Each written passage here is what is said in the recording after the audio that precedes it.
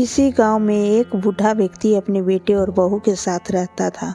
परिवार सुखी संपन्न था, किसी तरह की कोई परेशानी नहीं थी।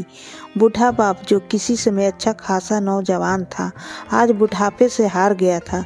चलते समय लड़खड़ाता था और लाठी की जरूरत पड़ती थी। घर में एक चीज़ अच्छी थी कि शाम को खाना खाते समय पूरा परिवार एक साथ टेबल पर बैठकर खाना खाता था। एक दिन ऐसे ही शाम को जब सारे लोग खाना खाने बैठे, बेटा ऑफिस से आया था।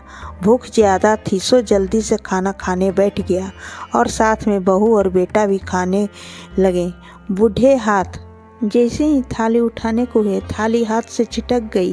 थोड़ी दाल टेबल पे गिर गई। बहू बेटे ने घृणा दृष्टि से पिता की ओर देखा और फिर से अपना खाने में लग गए। बूढ़े पिता ने जैसे ही अपने हिलते हाथों से खाना शुरू किया तो खाना कभी कपड़ों पे गिरता, कभी ज़मीन पर गिर जाता। बस चिढ़ते हुए कहा, हे राम, कितने गंदे तरीके से खाना खाते हैं। लगता है कल एक कोने में इनका थाली लगवा दे। ऐसा लग रहा था कि पत्नी के सहमति में बेटे भी अपना सर हिला रहा हो।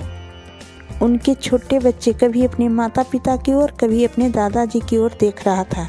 ऐसा उसे प्रतीत हो रहा था कि हमारे दादाजी का कोई डांट फटकार रहा है। अगले दिन पिता की थाली उस टेबल से हटाकर एक कोने में लगवा दी गई।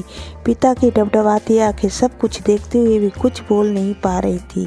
बूढ़ा पिता रोज की तरह खाना खाने लगा।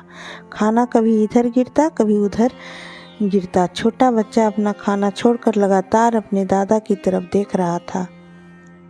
माँ ने पूछा, क्या हुआ बेटे, तुम दादाजी की तरफ देख रहे हो, खाना क्यों नहीं खा रहे हो? बच्चा बड़ी मासूमियत से बोला, माँ, मैं सीख रहा हूँ कि वृद्धों के साथ कैसा व्यवहार करना चाहिए।